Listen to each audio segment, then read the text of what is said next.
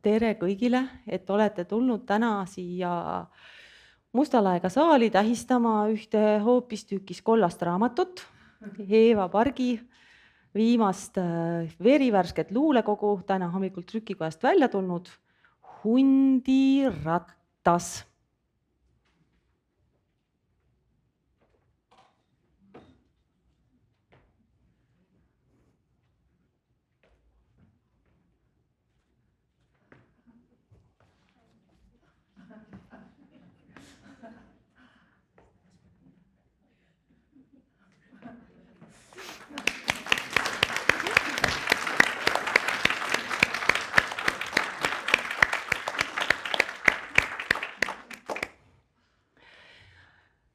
Siin keskel istub meil Eeva Park, seal istub meil Jan Kaus ja mina olen Kätlin Kaldma.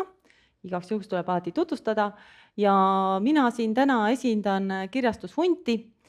Kui Eeva saatis mulle oma käsikirja, siis minu vastus oli kohe jah, et muidugi tahame me selle raamatu välja anda. Tegelikult tuleb öelda, et enamikele käsikirjadele me ütleme ei. Nii et see oli üks väga kiire jah, see tuli nagu ütleme nii, et 3 minutiga minu seest välja. Pärast kontrollisin teistega ka üle, kõigil tuli sama kiire jah välja. Ja siis minu suur soov oli see, et selle raamatuga oleks kaasas selline mõtisklus, ülevaade natukene Eeva luulest ja Eeva loomingusest tööst, aga kuna see on luuleraamat, siis eelkõige luulest.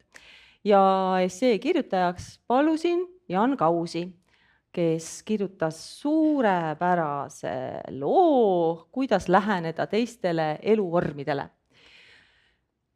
Jan, kui sa nagu seda kirjutasid ja mõtlesid, et kas sul on Eevale nüüd ka mingeid selliseid küsimusi? Ja kõigepealt ma tänan sind, Kätlin, et sa selle ettepaneku mulle tegid, järelsõna kirjutada. See andis mulle võimaluse tõesti Eeva luulet pisut laiemalt käsitleda, kuigi ma püüdsin siis jätta rõhu just uuemale luulekogule Hundirattas. Aga jah, ega tegelikult vist küsimuste esitamine luuletajale tema luuleasjus on ju selline keeruline asi. Et ühesõnaga ma tõesti ei tahaks hakata kordama üle seda, mida ma siin oma järelsõnas kirjutan, eks kõik huvilised saavad selle kohta ise lugeda, aga tõesti, kuidas sa ise sellele see kõlab küll kuidagi nagu, et vanem kolleeg pöördub noorema poole. Kuidas sa ise oma arengule nüüd vaatad?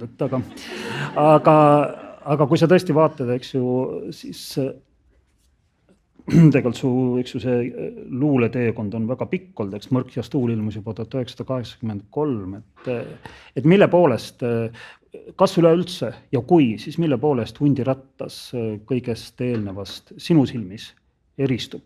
Või on vastupidi, et sa tahad ikkagi jätkata ja süvendada mingit sellist hoiakut või suhtumist, mida sa oled kogu aeg tähtsaks pidanud? No aastatega igal juhul see niisugune õrnus võib-olla hajub ja sa muutud kriitilisemaks ka iseenda vastu. Niimoodi see pilk. Ja võiks öelda, ma olin maailma vastu kogu aeg kriitiline. Aga võib-olla mitte niivõrd iseenda suhtes, et see just enda vaatlus muutub võib-olla kibedamaks. Seda. Et sa ei mõtle enam mina ja maailm, vaid sa näed nagu ennast nagu selle maailma väga selle osana ja kõiges selles ilus ja ka inetuses. Ma seal järelsõnas pisut eristan su proosaloomingut, luuleloomingust, aga siis, kui ma olin selle teksti juba valmis kirjutanud ja siis Kätlinile saatnud ja siis see oli juba avaldatud, hakkasin ma mõtlema, et tegelikult sinu luules ja proosas on ka mingisugune väga tugev ühisosa. Ma isegi ei tea, kas keegi on seda sedasi laiemalt käsitlenud. Ma ise nimetaks seda teatud selliseks just, sa mainisid seda sõna õrnus, mingisugust nagu puudutuse poeetika. Ma ei tea, kas mäletad, aga ma kirjutasin kunagi su romaanist Lõks lõpmatuses arvustuse. ja selle õhtu jaoks ma otsisin selle arvustuse üles, ta vist ilmus 2003. aasta detsembris Keeles ja kirjanduses. Ja vaatasin, et noor mees on ikka päris kriitiline, aga et ühes asjas ma väga kiitsin seda romaani ja see oli just see puudutuse poeesia seal romaanis, see, kuidas sa kirjeldad, ütleme, inimese nahka ja inimese naha erinevaid tähenduskihte.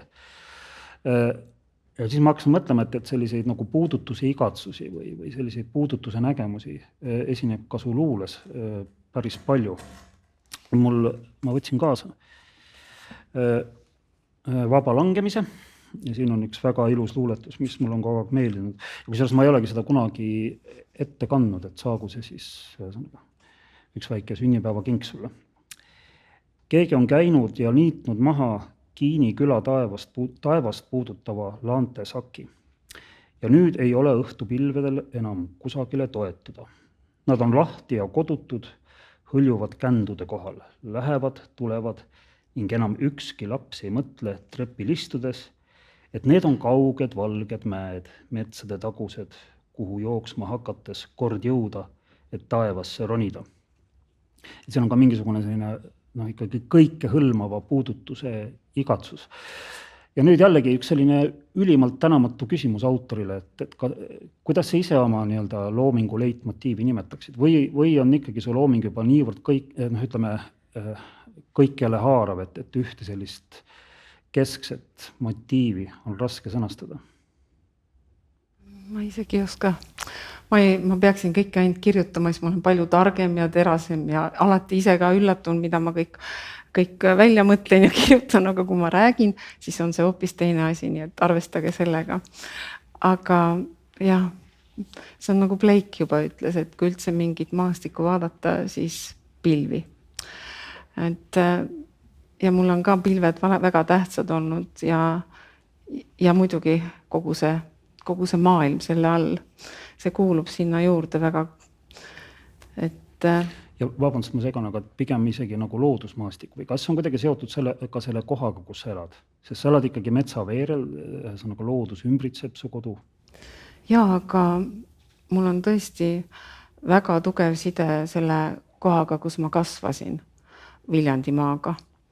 Ja see pilt on tõepoolest nii, et ma istusin veranda trepil, seal vanal kivitrepil ja vaatasin seda.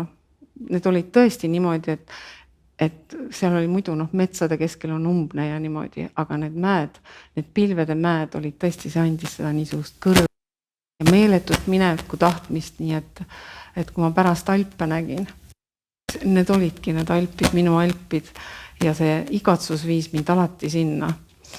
Aga samas oli see väike küla seal ja need inimesed, keda ma tundsin nagu väga läbi ja lõhki, nagu sa ainult maal võib-olla saadki üldse tunda inimesi, sest linnas sa kunagi neid ei tunne ja seal olid ikkagi väga vapustavad lood. Pealt näha, mis kunagi üldse absoluutselt ei avanenud, mis avanesid ainult siis, kui sa tõesti jälgisid inimesi ja kuulasid neid. Ja sellest ma tegelikult minu suur huvi inimeste, mitte ainult pilvede, vaid ka inimeste vastu kasvas just seal väikeses Kiini külas, kus need, mingil määral võiks öelda, aga seda oli ka niisugust, nii nagu Mihkelsonis on need vanad naised, kes tegelikult räägivad ja samas varjavad kõike. Rääkides väga palju ja varjates väga paljut,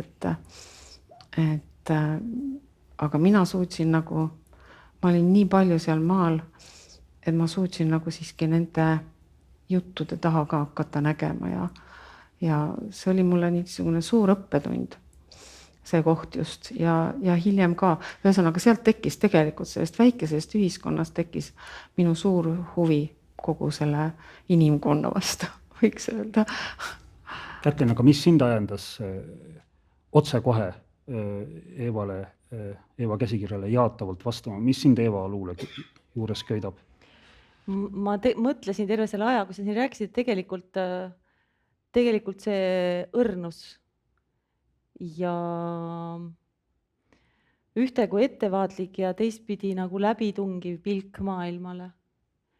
Ja siin on sellist, siin on päris mitmeid kaasteelisi, kellele on pühendatud luuletusi. millest ühest luuletusest on rida saanud ka meile tagakaanele, sest seda lihtsalt teisiti ei saanud olla. Valgusel on mitu nime. Ja ma ütlen, et natukene aega enne seda, kui Eeva saatis mulle käsikirja, olin ma lugenud oma elu esimese Eeva tädi raamatu. Ja siis ma hakkasin kaardi peal vaatama, et nagu mis kohast see salme nüüd siis ikka räägib, sest et seal jutu seest tuli välja nagu mingid kohad ja siis ma nägin, et aga minu ema ja Eeva on nagu peaaegu, et nagu paarkümmend kilomeetrit on seal kohtadel vahet, kus nad nagu üles kasvasid. Et minu side nagu selle Villandimaaga ei ole nii tugev, et me käisime seal ja nii kaua, kuni elas meie mamma. Aga et mingisugune selline tunnetus on sees. Nii et see nagu sarnane, et ma nägin sealt, ma leidsin sellest salme raamatust, on ju. Nii et ma väga loodan, et me saame Eeva vestlema kunagi rääkima ka tema tädi salmest ja tema loomingust, millest Eestis ju väga palju veel ei teata. Et see kuidagi selline nagu suure tiiruga. Mina ise julgen ka ennast Eeva kaasteeliseks pidada, sest ma hakkasin mõtlema, et me oleme ikkagi väga erinevatel tasanditel kokku puutunud. Lisaks sellele, et ma noorest peast su raamatut kritiseerisin, siis me oleme ju korraldanud koos ja ühesõnaga tänu Eha Vainule me vist hakkasime üldse läbi käima ja saime, julgen siin nimetada sõpradeks, eks ju.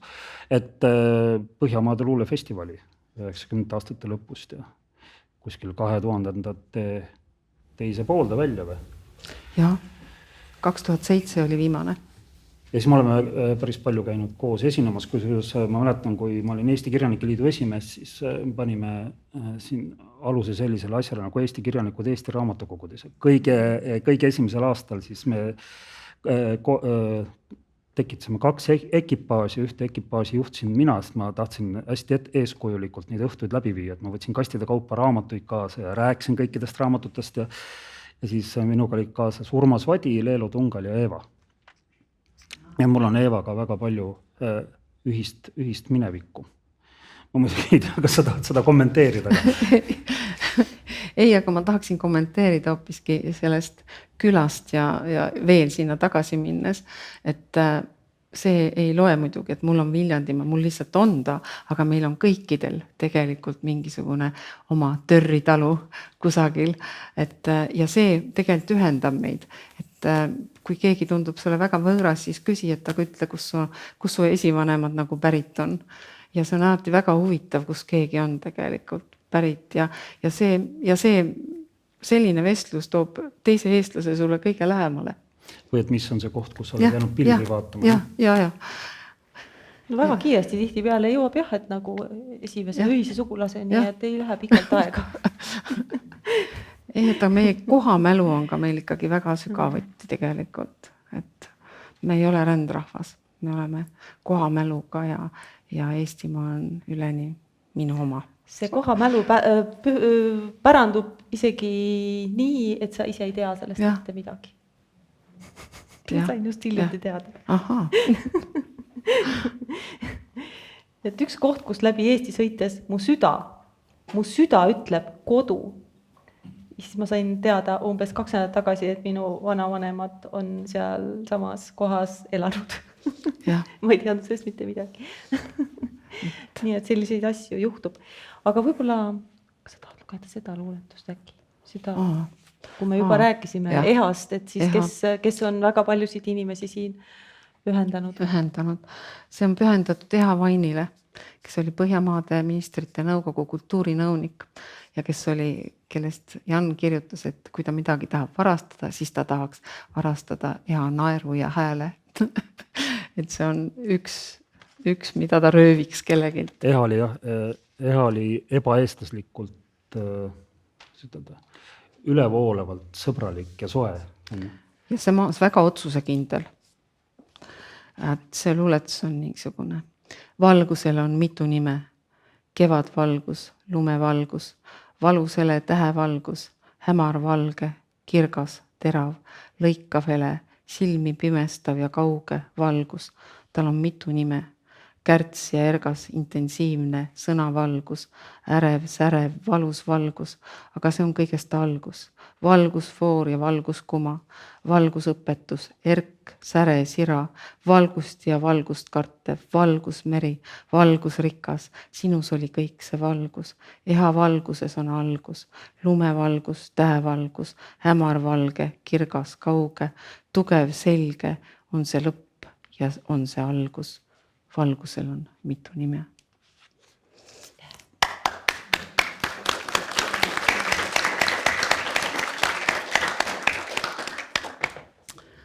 Ka mulle meeldib see, Eeva, et sa kirjutad hästi paljudes erinevates žanrides.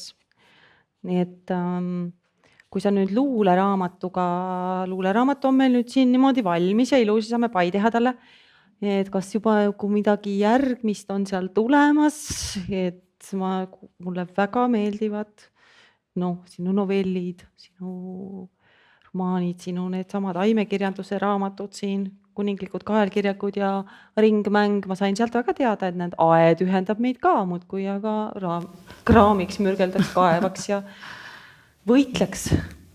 Ja aed on võitlus tõesti, aga eelmine talv, kui ma kirjutasin ma üritasin kirjutada romaani ja ma olin sellega juba üsna ikkagi algusest üle saanud, kui Maarja Vaino tahtis, et kuna ma olen võitnud selle Vilde preemia, siis et ma räägiksin Vildest ja siis ma võtsin Vilde ette ja hakkasin teda lugema ja põhiliselt oli minu kõige huvitavam oli muidugi Liiv ja Viit oli Eduard Vilde raamat. See on erakordne raamat, see on väga, väga tihe ja sisurikas ja põnev.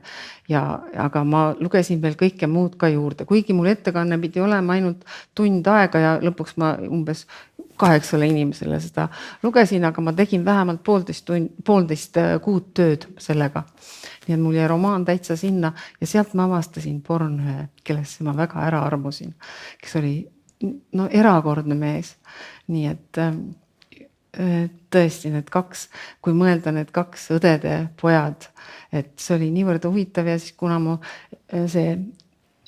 kui ma mu ettekanne pidasin selle ära ja Maarja ütles, et kuule, sul on nüüd nii palju ainest, et nüüd palun väga kirjuta näidend.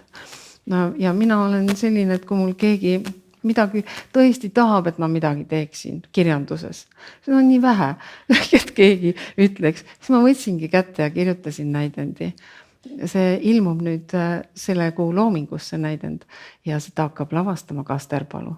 Margus Kasterpalu ja see tuleb ilmselt, kui nüüd Kulka raha annab, siis tuleb see sellel sügisel Eduard Vilde muuseumis, aga ma loodan, et siis ta läheb sealt veel maailma, sellepärast, et ma alguses kirjutasin üsna lühidalt, siis ma mõtlesin niisugune väike koht, kus nagu esitada seda, aga siis Kasterpalu soovis, et ma kirjutaksin selle juurde ja siis ma tegingi ta poole pikemaks ja seal on 3 naise minu meelest, siis ma läksin alles nagu hoogu, 3 naise monoloogid ja need on väga mulle harva enda asjad meeldivad, aga siis mul läks täitsa tuli niimoodi, et see on nüüd see õige, sest need 3 naist seal on niivõrd erilised ja aines oli nii põnev, et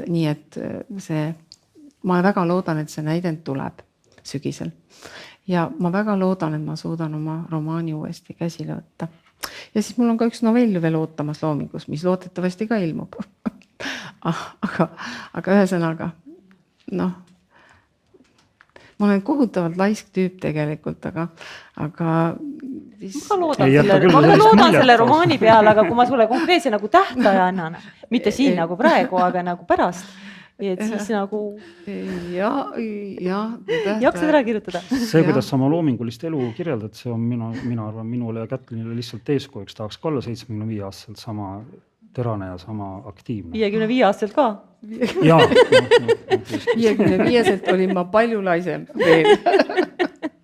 Sest siis tundus, et aeg on küll, aga muuseas siis, kui ma kirjutasin, enne kui ma kirjutasin Lõksu, ütles mulle Debora Vaarandi, Eeva, kuule, nüüd on aeg, sa oled nüüd üle 50, 50 saanud, nüüd kirjuta üks uus romaan ja palun väga, see on nii nagu Maarja Vainogagi, ma tõesti jäingi mõtlema, et no mis siis ikka, kirjutan. Mis siis ikka, tuleb ära kirjutada ja nii ma piilun siit, mis kell on, nii, kell on nüüd küll vist nii kaugel, et meil on siin ka üks selline meeldiv nurgake, mida te veel ei näe siin pimedas, aga siin on selline tore pill nagu harf ja Liis Jürgens mängib meile harfi peal, mina ei tea, mida ta mängib, aga improviseerib ja, nagu soovitud oli. Kas meie mikrid on nüüd väljas? Meie mikrid on nüüd väljas, jah.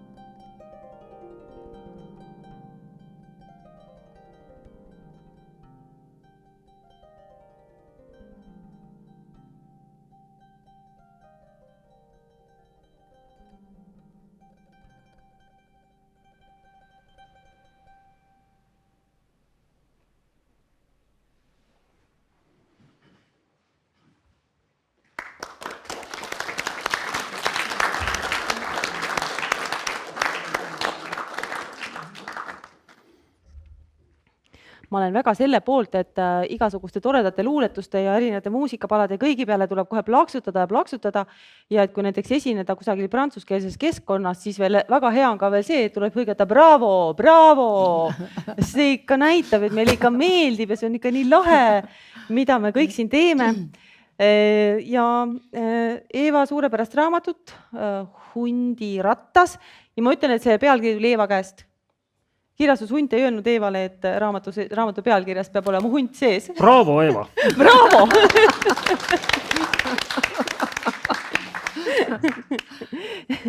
Ja nüüd tuleb õhtu teine pool, kus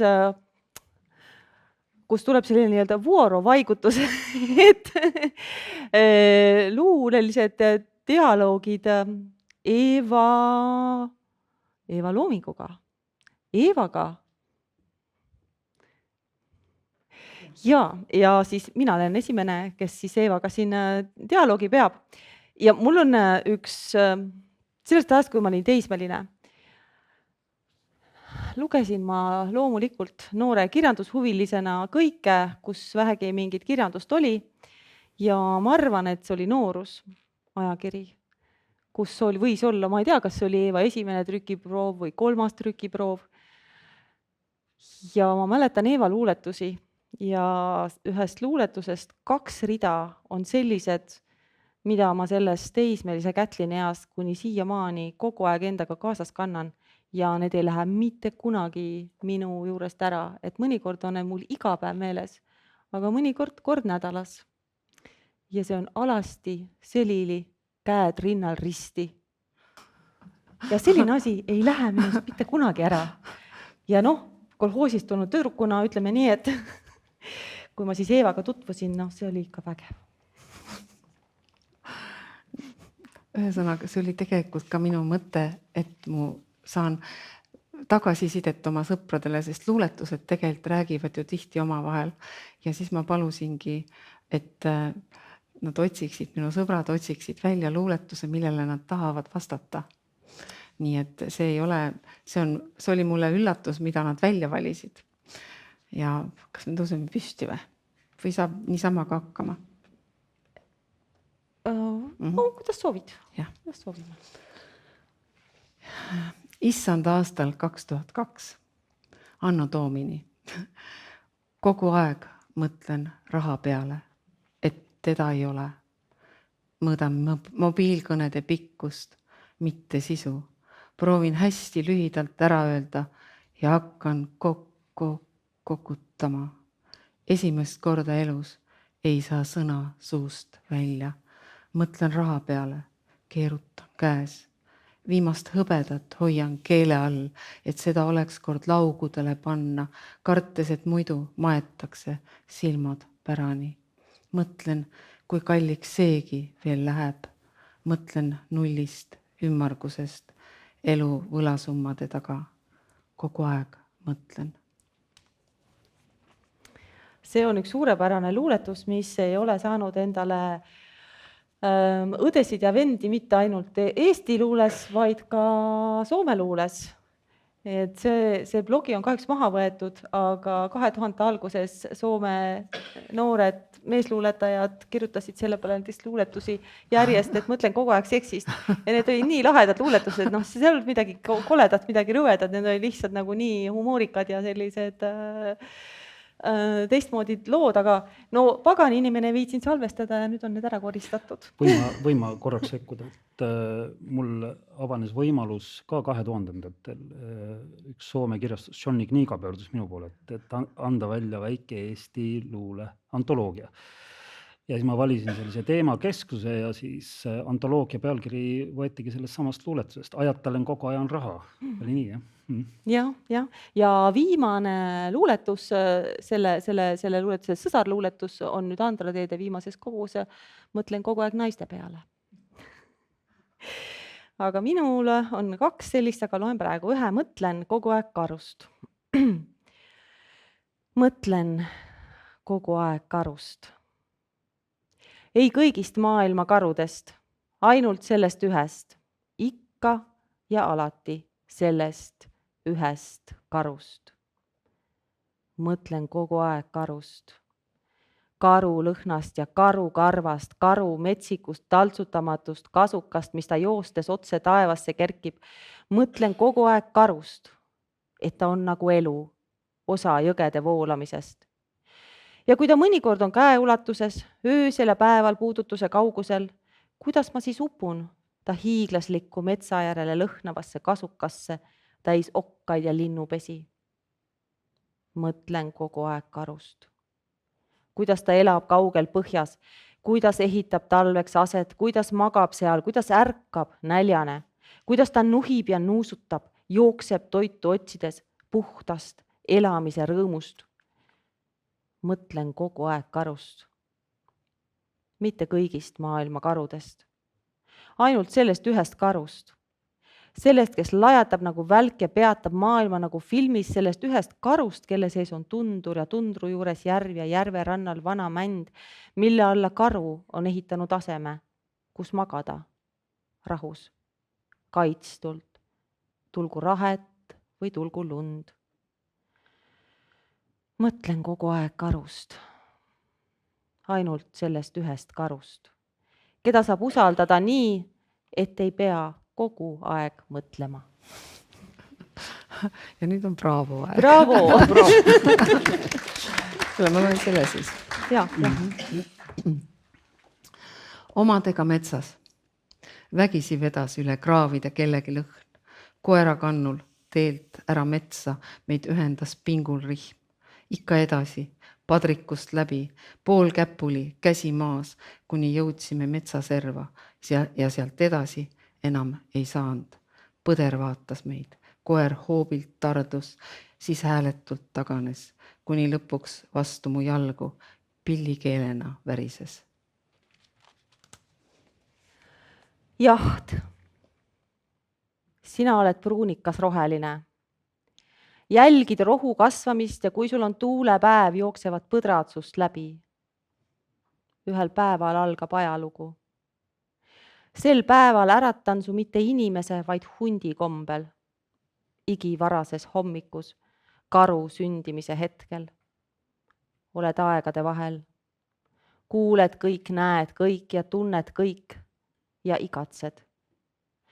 Too meile metsast jänes, kelle nahk soojendab su sõrmi kesk lumehelveste lõputust. Too meile metsast lõhe, kelle selja uimes on salajased veeteed ja kelle sees kõnelevad hääled. Too meile metsast hirv, kelle jalgades on tuhandete kilomeetrite vaikne vägi. Too meile metsast laps, kelle soontes voolab verikuldne jõgi ja koht, kust tullakse koju. Ära too meile hunti. See meil juba on. Ära too karu, seegi meil juba on. Mine. Mina pean seni maailma ringi tegema. Hingan su sees.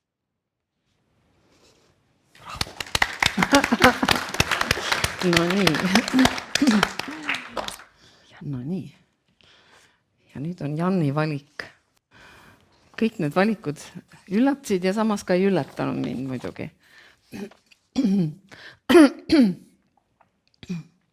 Mu mees, ta kipub alati koju, ikka on tal kiire, ükskõik kust lahkumisega.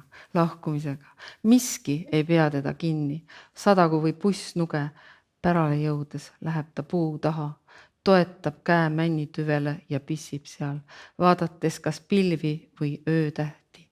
Enam pole kiiret kusagile, ei tuppa, ei kuuri, ei teleka ette. Seal ta seisab pea kuklas, valget auru suust välja hingates, suur ja soe nagu see põder, kes viimati meie tiigikaldal seistes iseenda peegeldust vahtis. Bravo! Väga hea luuletus. Kui ma seda luuletust esimest korda lugesin, siis kohe meenus mulle üks minu enda luuletus, nii et ma ei hakanud pikemalt mõtlema. Naise laps. Mu naine viskas mind tassiga, sest ma ulgusin armastusest, ka siis, kui kuu oli pilvede taga. Ma haukusin, lõrisesin, urisesin. Ma nuhutasin toanurki, sest tundsin kõikjal tema lõhna. Mu naine viskas mind potiga, sest ma ronisin talle pidevalt sülle, lõin seal nurru nagu lüüakse lamenti, ajasin karva nagu aetakse habet ning kui ta mu ära lükkas, lõin talle küüned reide nagu ankru merepõhja. Mu naine viskas mind raadioga, sest ma rääkisin, kui ta ihkas vaikust ja vaikisin, kui ta ihkas vestlust. Ma lobisesin öösiti ja päikselisel keskpäeval laulsin kurbi vikerviise. Muidugi jätsin ma sokid vedelema, sest mõtlesin panna neisse kommi, istutada neisse lilli. Mu naine viskas mind külmkapiga ja kõige sellega, mis seal sees, kuigi vorsti olin jõudnud nahka pista. Aga ma ronisin lakk ja rippusin seal nagu ämblik, ma tiirutasin nagu kärbes ümber ta pea, nagu satelliit ümber maa, ma saatsin talle signaale. Aga kuna olen tema pärast pisut rikkis, ikka ja alati mõni tehniline viperus, siis tõlgendas ta mu sõnumeid vigaselt. Siis viskas naine mind aknast välja ja mina kerisin endale tõrvapappi ümber ja ronisin puuriidale. Ma lagunesin halgudeks, et naine mind sülle võtaks, oma soojas üles külmast õuest ära tooks. Lõpuks ei jäänud naisel üle muud, kui mind toas hälli visata, sest ma hüüdsin naist, nagu kutsuvad lapsed ema iga poole minuti tagant. Naine, naine, naine, naine, tule vaata jälgi, mis oled jätnud. Tule mul appi, sest ma armastan sind ja see käib mul üle jõu. Naine, naine, naine.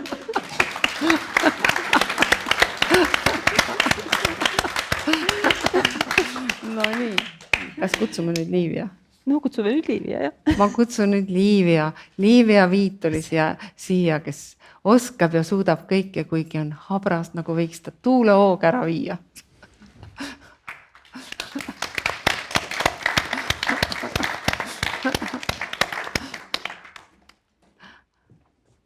Tegelikult on minu siia tulek üsna suur üllatus. Eile saatsin ma Eevale sünnipäeva puhul sünnipäevaluuletuse ja Eeva arvas, et ma võiks selle ette lugeda. Aga ma võin kõvemalt häält ka teha. Ja see luuletus sündis tegelikult mitu aastat tagasi, siis kui ilmus Eeva aiaraamat Ringmäng, aedniku 12 kuud. Ja see raamat jättis minusse väga sügava mulje ja kuidagi nagu tekkis mingi niisugune pilt ikka Eevast kogu aeg aias. Ja siis mul õnnestus ära käia ka Eeva selles päris aias, mitte ainult raamatuaias. Aga raamatuaed oli ikka niisugune, et lõpuks siis tekkis nagu mingi väike kujutluspilt sellest, kuidas Eeva oma sügist seal aias vastu võtab. Ringmängu laul. Mets ühe ööga muudab oma värvi, ma vaatan teda nagu maali. On kunstnik hetkeks läinud ära, kas tuleb tagasi, ei tea. Ta pilti valvama, kas mina pean. Ei enam klorofülli tilgu minu sõrme otstest, kui kitkun peenralt kresse saialilli, vaid pihlakate verega on täidetud mu sooned ning varahommikuti oma juukseid ma kahisemas kuulen nagu kaselehti tuules. Siis ühel õhtul hämaras 2 taime seismas märkan aiaväravas. Neist üks on lumimari ja teine sügisroos. Ma kärmelt mulda kaevan kõik oma tulbisibulad, kui vanaemalt pärit hõbelusikad ning taskust võtan taskulambi. Ta valgusvihk mu ainus varandus nüüd ongi ja lumimarjale ja sügisroosile ma tõttan vastu. Ja siis me läheme ja läheme läbi vihma, läbi rahe, läbi lumevaalude meid veab me tahe, kuni kevad, uus ja majesteetlik, ilus nagu kuldnokk särav sulgne. Ringmängu laulu vilistades tuleb meile vastu. Aitäh! Aitäh, Liivia! Ja palume siia nüüd taas ja Liisi.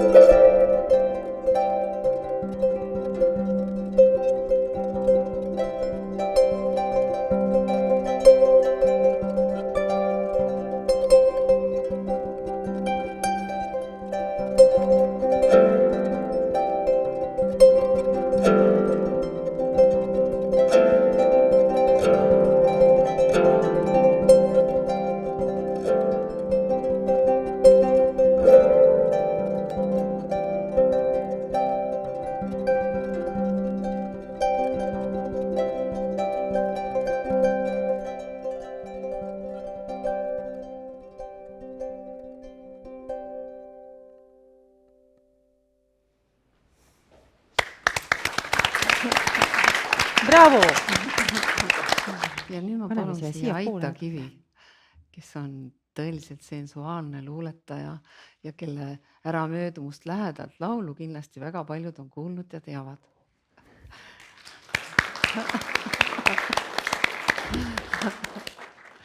Nii. Kui ma lugesin Eeva esimest luulekogu, mis oli üsna ammu, Mõrkjas tuul, siis ma Eevat ei tundnud, aga mul tekkis selline tunne, et nende mõjusate tekstide autor on väga tugev, väga tark naine, kes oskab olla õnnelik. Ja elu jooksul me oleme saanud aina paremini tuttavaks, aga see mulje on seesama. Et väga, väga tore. Ma loodan, et sa oskad jätkuvalt veelgi paremini olla õnnelik ja oma loominguga seda ka teistele õpetada. No see on keeruline ülesanne on olla õnnelik, aga no see luuletus küll on tõesti, selle valis välja nüüd Aita. Ma magasin su soojas kaisus kogu talve. Nüüd on me puudutus kui elav tuli ja linad hõõguvad ja padi sütekuhi on suvi, suvi, suvi, suvi. Tuul õnnast joobnud sügav rohelises loog heinamaal, kuuldne jume, täis sirtsulaulu öö ja varahommikul käib päike mööda tube. Ja korraga ma ootan sügistorme, mil rajuhoog viib kaasa pehkind tüve. Jäik külm on öö, taas olen sinu süles, viib kaisutus meid taliharjast üle ja taas on suvi, suvi, suvi, suvi.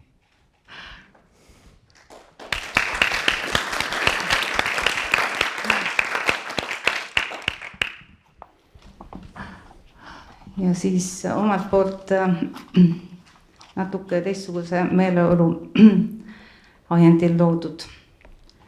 Ma elan nüüd, kui küsid just, kui lõppemata unes. Nii tunda võib end pohlavars, all puhtas karges lumes ja hoida enda küljes veel neid igihaljeid lehti, just nagu oleks kellegi jaoks ennast ära ehtinud, kes otsib marju kibekaid ja verevärvi. Seni peab lihtsalt elus hoidma end veel ühe kevadeni. Aitäh, Aita! Kuulsite, kui ilus. Jah, nii. Doris, kas sa oled siin? Doris tuleb.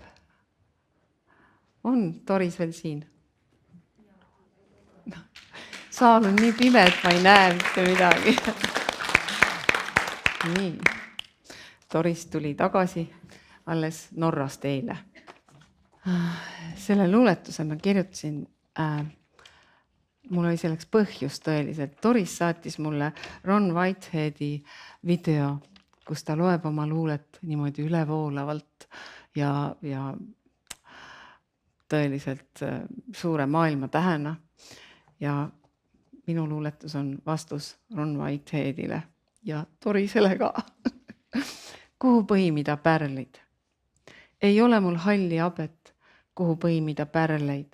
Ei pleekinud siitpraelaga kitarri, ei šamaani trummi, luuleprojekte ega ülemaailmset kuulsust.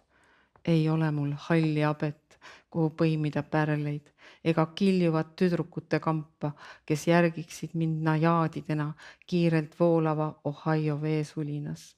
On vaid see tume Keila jõgi, mis jäätudes petlikult kannab ja tallal vetrub kui võlupeegel, silmad kinni või pärani lahti. Ikka ei ole mul halli habet, kuhu põimida pärleid. Ei ole, ei tule, ei tilise mu hall habemekee.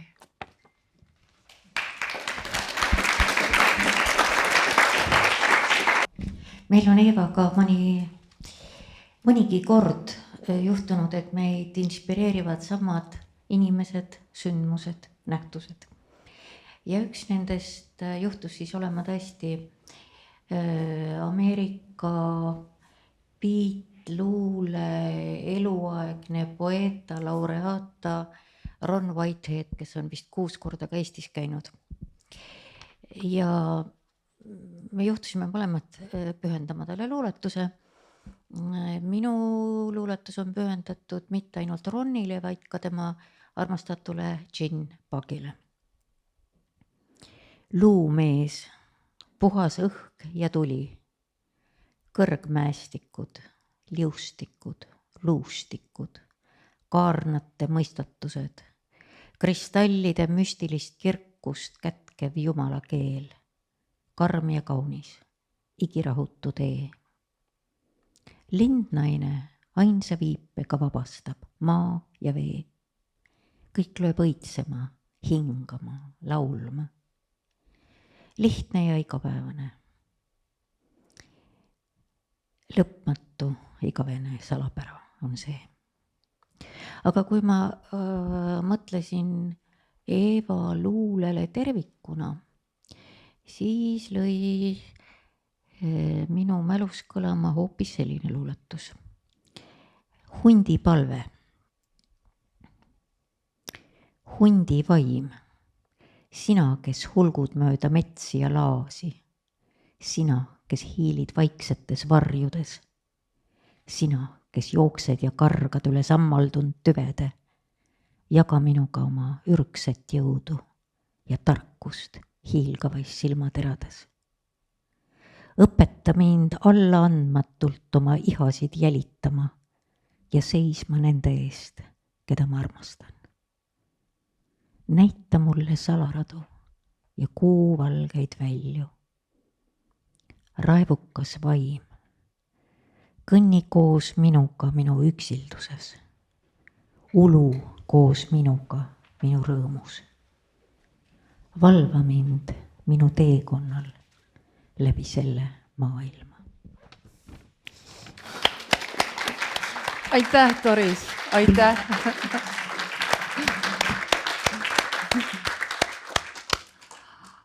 Ja nüüd ootan ma siia Triin Soometsa, kes on ka mu väga hea sõber.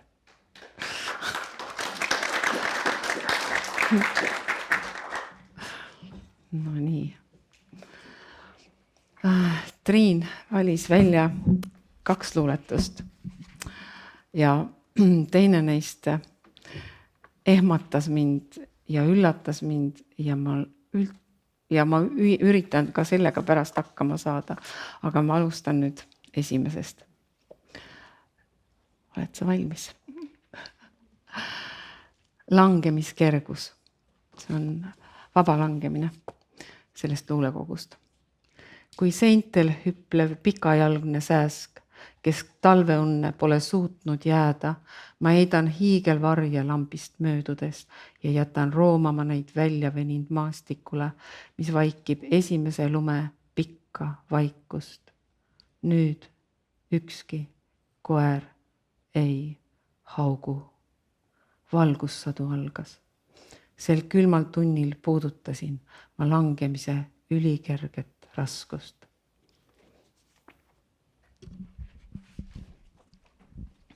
Esiteks, mul on tohutu au, et Eeva nimetab mind oma sõbraks. See teeb mind väga rõõmsaks. Ja enne kui ma loen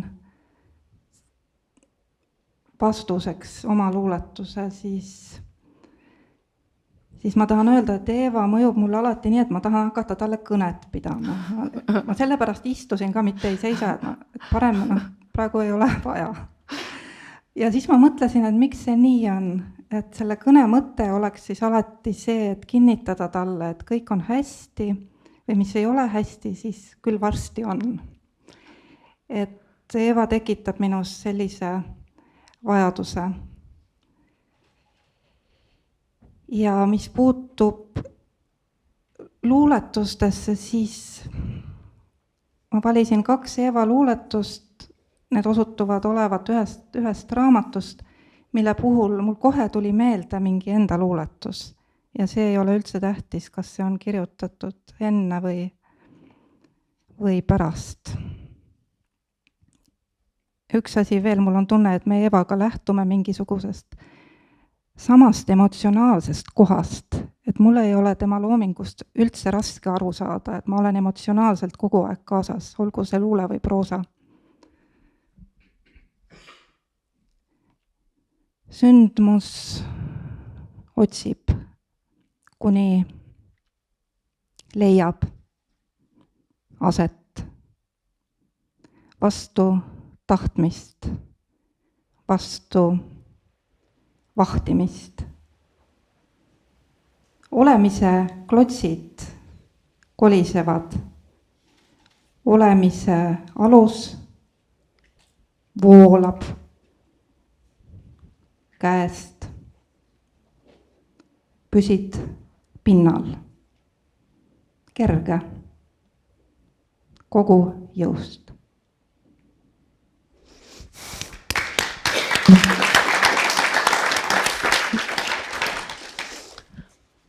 Oi, nüüd ma võtan ennast kokku ja püüan hakkama saada.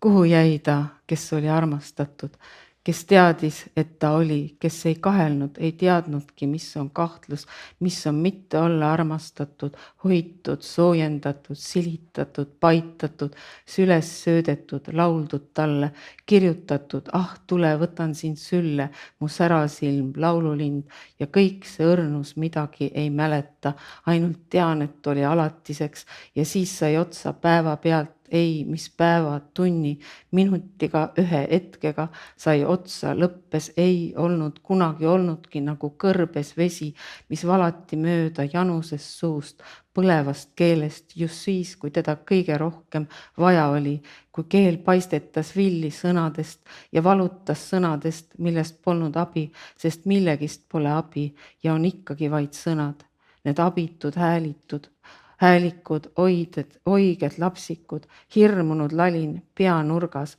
ei midagi enam, et teda midagi enam ei näeks, kui silmad alles hakkavad nägema, jäävad nad pimedaks, sest fookus on vale, silmapiir tuleb liiga lähedale, üks samm ja sa oled alatiseks üle väljas ja seal ja ära seal ja kuidas sa siis usud, et võiksid veel elada, et on mõtet elada, kasvada selleks suureks, kes kõigega hakkama saab, kellegiks saab, peab saama ja viimaks hoopis vanaks saab, vanaks saada, ära surra, pole õieti mõtet, see on veel kõige mõttetum ja sellepärast ka kõige parem, aga haiget ei tahaks enam saada.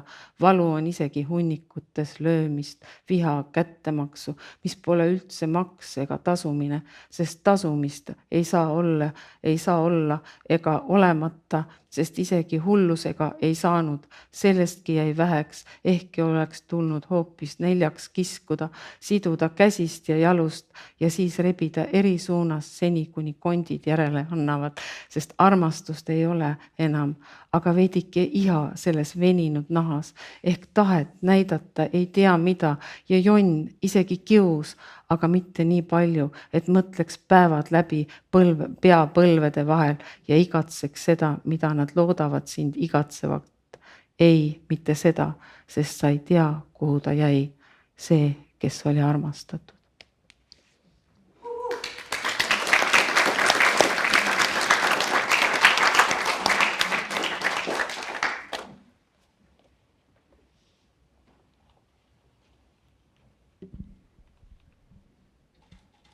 Kui oled armastanud kivi, otsinud soojust ta päikesepoolselt küljelt. Öösel lõdisenud õnnelikuna ta mustavas läheduses. Visanud end ta turjale, roomanud õrnalt läbi ta lohud, teravad servad, sulatanud end temaga kokku, rääkinud temaga. Ma olen kivi, kordas ta. Arvasin, et ütlen seda endale ise. Kui oled oma käed, jalad ja pilgu kivist välja kiskunud, kui rabeled eemale, haarates õhust, hüüab ta, ma jään sind igatsema. Kui vaatad tagasi, näed, et see oli kivi ja sellesse ei ole jäänud ühtegi jälge. Aitäh, Triin. Aitäh.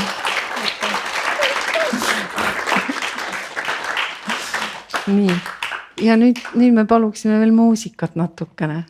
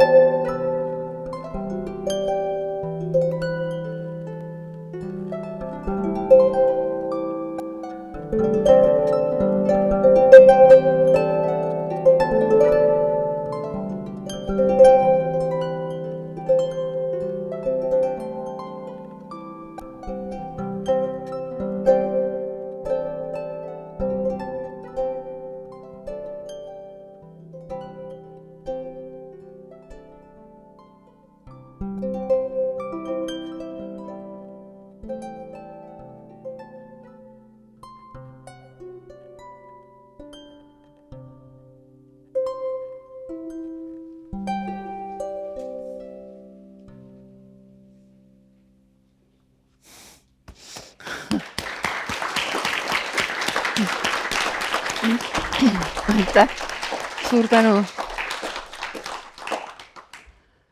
Ja nüüd ma loen teile mõned luuletused siit uuest kogust, niisama maitsmiseks ja pärast ma pakume veel maitsmiseks teile midagi. Lüssile Selle maa palve. lase meil olla saladus, Ultima Thule. Kui tuled meie koju, anna vaikimisvanne. Kui lähed oma koju, ära Jumala nimel kuuluta, mida sa siin nägid. Ära laula, ära kirjuta, ära tee videot, ära laia Facebookis ega Tinderis. Unusta meid, nii nagu unustad oma lapse ja uned. Las me olla saladus selles maailmas. Kui räägid, siis räägi, et siin elavad hundid ja inimsööjad. Ja ära ütle kellelegi, et kevadel on siin kõik söödav ja et isegi malts maitseb meil magusalt.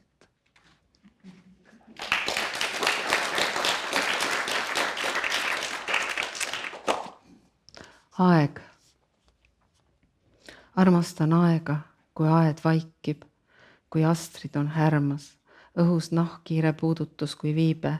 Hääletus kannab meid üle jäise udu, kui aed vaikib omaenda vaikust, tõmbab hinge, kõik on valmis, viljad salves, lapsed suured.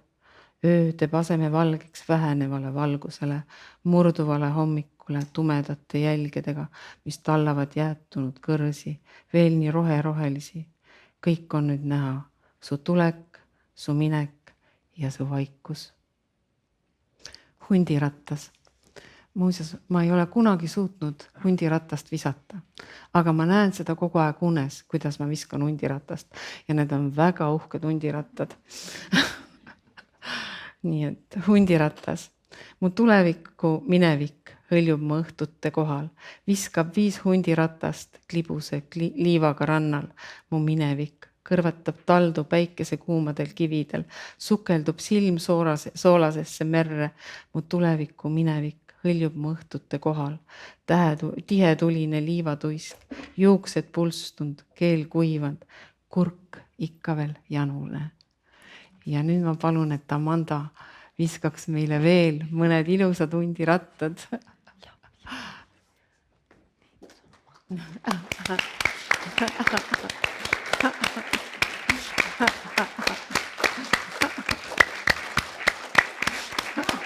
Bravo! Amanda!